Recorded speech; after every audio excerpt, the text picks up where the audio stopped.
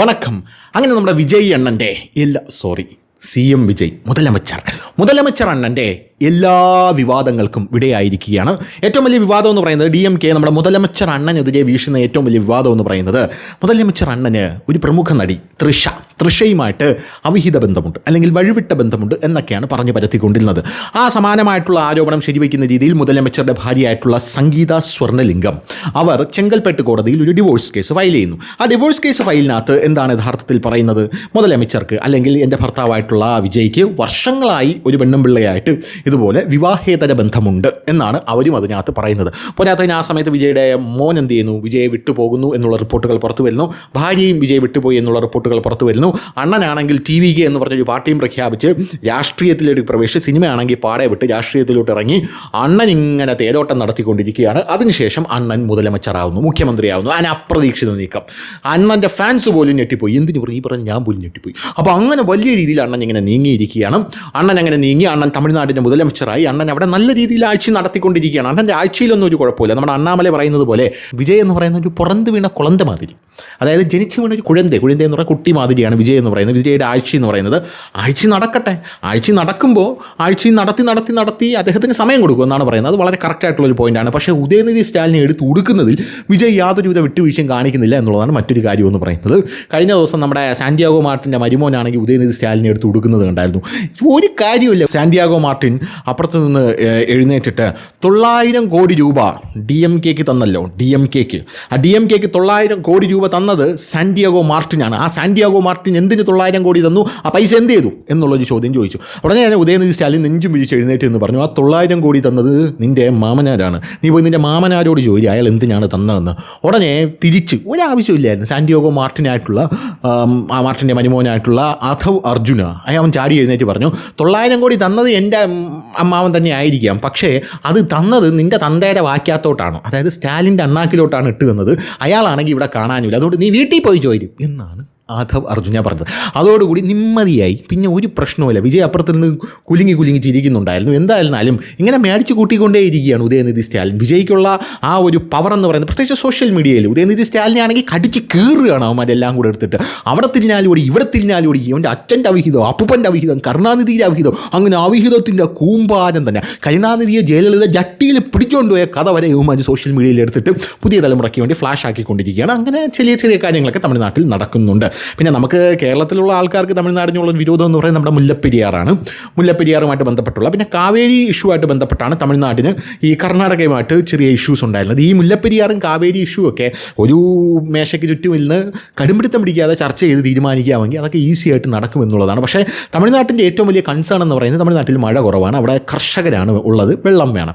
അങ്ങനെ വെള്ളം ഉള്ളത് കൊണ്ട് തന്നെ ഈ ചർച്ചയ്ക്ക് ഇന്ന് ഒക്കെ മറ്റേ സെറ്റപ്പൊക്കെ ഉണ്ടാക്കി കഴിഞ്ഞാലും വെള്ളം വേണമല്ലോ, വെള്ളത്തിന് വെള്ളം തന്നെ വേണമല്ലോ, ഇല്ലെങ്കിൽ പിന്നെ എന്ത് ചെയ്യും എന്നുള്ള ഒരു ഭയം തമിഴ്നാട്ടുകാർക്കുണ്ട്.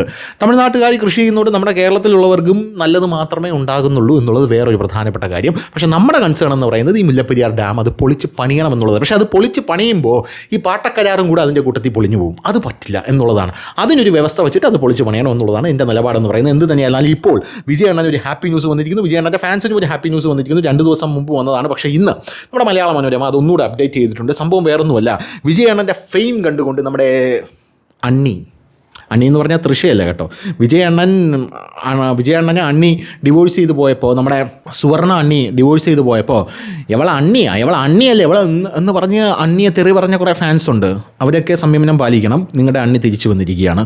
അപ്പോൾ അണ്ണി തിരിച്ചു വന്നിട്ട് വിജയ് അണ്ണനോടുകൂടി എനിക്ക് ജീവിക്കണം എന്നാണ് വീണ്ടും പറഞ്ഞിരിക്കുന്നത്. എന്തായാലും വിവാഹമോചനം ഇപ്പോൾ ഇല്ല. ചെങ്കൽപ്പെട്ട് കോടതിയിൽ കൊടുത്തിരിക്കുന്ന കേസ് അണ്ണി പിൻവലിച്ചിരിക്കുകയാണ്. തമിഴ്നാട് മുഖ്യമന്ത്രി വിജയ്ക്കും സംഗീത സ്വർണ്ണലിംഗവും ഇപ്പം ഒന്നായിരിക്കുകയാണ് എന്നുള്ളതാണ് പ്രധാനപ്പെട്ട കാര്യം. നമ്മുടെ പൊറ്റക്കുഴി ചെല്ലപ്പം പറയുന്നത് പോലെ പാലുകാച്ചി കല്യാണം പാലുകാച്ചി എന്ന് പറയുന്നത് പോലെ അവിടെ അണ്ണ സത്യപ്രതിജ്ഞ ചെയ്യുന്നു, ഇവിടെ അണ്ണി മറ്റേ ഡിവോഴ്സ് പെറ്റീഷൻ തിരികെ വാങ്ങിക്കുന്നു. സത്യപ്രതിജ്ഞ ഡിവോഴ്സ് സത്യപ്രതിജ്ഞ എന്ന് പറയുന്നത് പോലെയാണ് കാര്യങ്ങളുടെ കിടപ്പെന്ന് പറയുന്നത്. എന്തായാലും നമ്മുടെ മലയാള മാധ്യമങ്ങൾക്ക് ചാകരയാണെന്നുള്ള കാര്യത്തിൽ തർക്കമില്ല. എനിക്കും തമിഴ്നാട് മുഖ്യമന്ത്രിയും തമിഴ് സിനിമാ സൂപ്രതാരവുമായിട്ടുള്ള വിജയും ഭാര്യ സംഗീത സ്വർണ്ണലിംഗവും വേർപിരിയുന്നില്ല. ടണ്ടടാൻ. വിവാഹമോചനം വേണ്ടെന്ന് കുടുംബ കോടതിയിൽ സംഗീത തന്നെയാണ് അറിയിച്ചത്. പക്ഷേ സംഗീത അത് അറിയിക്കാനുള്ള പ്രധാനപ്പെട്ട ഒരു കാരണമെന്ന് പറയുന്നത് സംഗീത വിജയുടെ അമ്മയുമായിട്ട് ചർച്ച നടത്തിയിട്ട് സംഗീത അണ്ണന് മാപ്പ് കൊടുത്തു എന്നൊക്കെയാണ് വേറെ പല മാധ്യമങ്ങളും പറയുന്നത്. അണ്ണനുമായിട്ട് വേർപിരിയൽ അണ്ണനെ പൊളിറ്റിക്കൽ ഇമേജിനെ അത് ബാധിക്കുമാണ്. ഇപ്പോൾ അറിയാലാണ്, ഇപ്പോൾ പഴയതുപോലെ മുക്കളെ ഒരുമിച്ച് കിടക്കുന്ന സിനിമ നടന്നൊന്നുമില്ല. അണ്ണൻ ഒരു വലിയ ടൈക്കൂണാണ്. നാളെ ഇന്ത്യയുടെ പ്രധാനമന്ത്രി വരെ ആകാവുന്ന ഒരു മനുഷ്യനാണ് അണ്ണൻ എന്ന് പറയുന്നത്. അപ്പോൾ അങ്ങനെയുള്ള സാഹചര്യത്തിൽ എന്താണ് ഇത്തരത്തിലുള്ളൊരു വേല കാണിക്കില്ലെന്ന് പറഞ്ഞു. അവന് കുടുംബം കോടതിയിൽ അണ്ണി പറഞ്ഞു വേണ്ട, എങ്കിൽ വിവാഹമോചനം വേണ്ട. ഇപ്പോൾ ലണ്ടനിലാണ് അണ്ണി ഉള്ളത്. പോരാത്തതിന് അണ്ണി നല്ല വിദ്യാഭ്യാസമുള്ള ടീമാണ്, PhD ഒക്കെ ഉണ്ടെന്നാണ് എനിക്ക് തോന്നുന്നത്. എന്തായാലും ചെന്നൈയിൽ ഉടനെ എത്തും, വിജയുമായി ചേർന്ന് ഔദ്യോഗികമായിട്ടുള്ള പ്രഖ്യാപനം നടത്തുമെന്നും ഫാൻസ് ഗ്രൂപ്പുകൾ ഇപ്പോൾ പറയുന്നുണ്ട്. പിന്നെ യവന്മാർ ഊരണമെങ്കിൽ പറകണം എന്ന് പറയും, അങ്ങനത്തെ ടീമാണ്. അതേസമയം വിജയ്, ഭാര്യ സംഗീത എന്നിവരുടെ ആസ്തി സംബന്ധിച്ച ചർച്ചകളും ഇപ്പോൾ ഉയരുന്നു. ഇപ്പോൾ DMKയുടെ വിഷയം എന്ന് പറഞ്ഞാൽ ഇവരുടെ ആസ്തിയാണ്.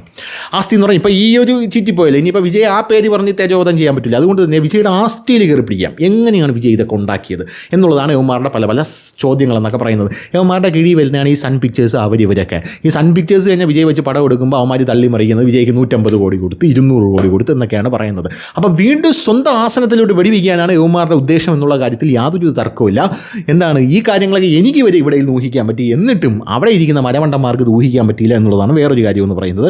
എന്തായിരുന്നാലും തമിഴകത്തിൻ്റെ മുതലമച്ചർ പദവിയിലേക്ക് മിന്നുന്ന വിജയുമായി ചുവടുവെച്ച തമിഴക വെട്ടിക്കഴകം നേതാവ് സി ജോസഫ് വിജയന് തിരഞ്ഞെടുപ്പിന് മുമ്പായി സമർപ്പിച്ച സത്യവാങ്മൂലം ആകെ ആസ്തി എന്ന് പറയുന്നത് 624 കോടി രൂപയാണ്. 624 crores. ഇതിൽ 404 കോടി രൂപയുടേത് ജംഗമ വസ്തുക്കളും, അതായത് മൂവബിൾ അസറ്റ്സും, 220 കോടിയുടേത് സ്ഥാവര വസ്തുക്കളുമാണ്, ഇമ്മൂവബിൾ അസറ്റ്സുമാണ്. 2024-25 184.5 കോടി രൂപയിൽ നിന്നാണ് കഴിഞ്ഞ വർഷം അദ്ദേഹത്തിൻ്റെ ആസ്തി 600 കോടി രൂപയ്ക്ക് മുകളിലേക്ക് ഉയർന്നത്. വരുമാനത്തിൽ മുന്തിയ പങ്കും സിനിമയിൽ നിന്ന് തന്നെയാണ് അണ്ണന് വന്നിരിക്കുന്നത് എന്നുള്ളതാണ് മറ്റൊരു കാര്യം എന്ന് പറയുന്നത്. വിജയ് അണ്ണന് ബാങ്കിൽ 313 കോടി രൂപയുണ്ട്. 313 കോടി രൂപയുടെ എന്തോരം ബിരിയാണി വാങ്ങിച്ചു കഴിഞ്ഞാൽ 313 കോടി രൂപയുണ്ടെങ്കിൽ 313 കോടി അണ്ണന് ബാങ്കിലുണ്ട്. 213.36 കോടി രൂപ ഇന്ത്യൻ ഓവർസീസ് ബാങ്കിൽ IOB സാളിഗ്രാം ശാഖയിലെ സേവിങ്സ് ബാങ്ക് അക്കൗണ്ടിലാണെന്ന് സത്യവാങ്മൂലം വ്യക്തമാക്കുന്നുണ്ട്. അണ്ണൻ ഫിക്സഡ് ഡെപ്പോസിറ്റ് ആയിരിക്കും ഇട്ടിരിക്കുന്നത്. 213 കോടിയൊക്കെ ഫിക്സഡ് ഇട്ട് കഴിഞ്ഞാൽ എന്തോരം പലിശയായിരിക്കും ഒരു മാസം കിട്ടുന്നത്. മുമ്പ് ആക്സിസ് ബാങ്കിൻ്റെ ഇന്ദിരാനഗർ ശാഖയിൽ 40 കോടി രൂപ അണ്ണനുണ്ട്. 40 കോടി എന്നൊക്കെ പറയുമ്പോൾ എന്തോരം. SBIയിൽ 10 ലക്ഷം രൂപ ഫിക്സഡ് ഇട്ട് കഴിഞ്ഞാൽ 1,06,000 വച്ചാണ് ഒരു വർഷം പലിശ കിട്ടുന്നത്. അപ്പോൾ ഇതെന്ത് പലിശയായിരിക്കും നമ്മൾ ആലോചിച്ചു. IOBയിൽ കോടാമ്പക്കം ശാഖയിൽ 25 കോടി രൂപ, HDFC ബാങ്കിൻ്റെ ബസൻ ശാഖയിൽ 20 കോടി രൂപ, SBIയുടെ ശാസ്ത്രി നഗർ ശാഖയിൽ 15 കോടി രൂപ എന്നിങ്ങനെ സ്ഥിര നിക്ഷേപം അണ്ണനുണ്ട്. FD. പോരാത്തതിന് വിജയ്ക്ക് മൈലാപ്പൂർ, എഗ്മോർ, സാലിഗ്രാം, നീലാൻകരൈ എന്നിവിടങ്ങളിൽ വീടുണ്ട്. ഇവയ്ക്ക് സംയോജിതമായ ഏതാണ്ട് 115 കോടി രൂപ മൂല്യം വരും. പാരിവാക്കം, കൊപ്പൂർ, ത്യാഗരാജനഗർ, ഷോലിക, നല്ലൂർ എന്നിവിടങ്ങളിൽ ഭൂ ആസ്തികളുണ്ട്. സംയോജിത മൂല്യം 82.8 കോടി രൂപ. 82.8 കോടി രൂപയുടെ ആസ്തി, അതായത് സ്ഥലം അണ്ണനുണ്ട്. 115 കോടി രൂപയുടെ ബംഗ്ലാവുകൾ അണ്ണനുണ്ട്.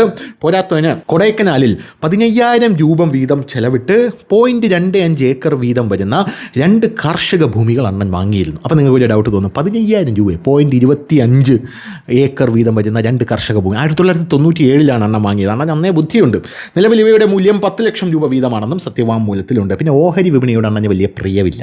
ഓഹരി വിപണിയുടെ നിക്ഷേപത്തോട് വിജയ്ക്ക് വലിയ താല്പര്യമില്ലെന്നാണ് കണക്ക് പറയുന്നത്. ആകെ 19.37 ലക്ഷം രൂപ മാത്രമാണ് ഓഹരി വിപണിയിലെ നിക്ഷേപം. എന്തിനാണ് ഓഹരി വിപണിയിൽ നിക്ഷേപിക്കുന്നത്? അതായത് ഓഹരി വിപണിയിൽ എന്തിനാണ് നമ്മൾ പണം ഇടുന്നത്? പണം ഇരട്ടിപ്പിക്കാൻ. ഇത് ഓരോ ദിവസവും ഇരട്ടി പണം വന്നുകൊണ്ടിരിക്കുന്ന ഒരു വ്യക്തിക്ക് ഓഹരി വിപണിയിൽ ഇടേണ്ട ആവശ്യമില്ല. അത് നല്ലൊരു തീരുമാനം. എന്തായിരുന്നാലും ജയനഗർ പ്രോപ്പർട്ടി ലിമിറ്റഡ് എന്ന കമ്പനിയിലാണ് 19.03 ലക്ഷം രൂപയും അണ്ണൻ നിക്ഷേപിച്ചിരിക്കുന്നത്. പിന്നെ സൺ പേപ്പർ മിൽസ് മ്യൂച്വൽ ഫണ്ടിന് നിക്ഷേപമൊന്നുമില്ല എന്നുള്ള റിപ്പോർട്ട് പുറത്തു വരുന്നുണ്ട്.